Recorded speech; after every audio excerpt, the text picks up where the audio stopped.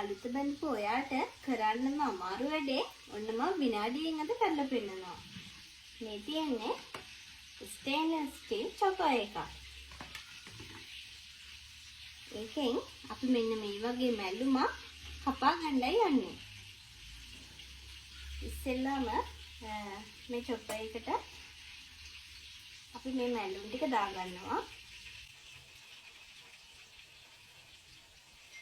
මේකේ හොඳ ඉඩකඩක් තියෙනවා. මම දැක්ක හැමතැනම තිබ්බේ ප්ලාස්ටික් මේ වගේ චොපර්ස්. හැබැයි මේක ස්ටේන්ලස් ස්ටීල් එකක්.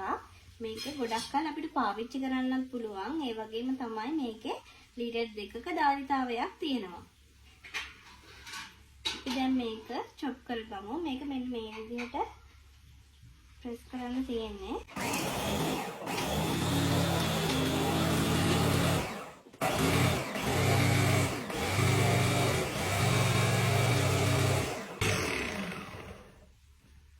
දැන් අපි බලමු.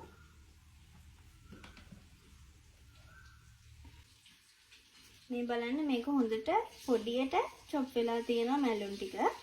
ඊට පස්සේ අපි මෙන්න මේක අයින් කරලා මේක අපේ භාජනයට දාගමු.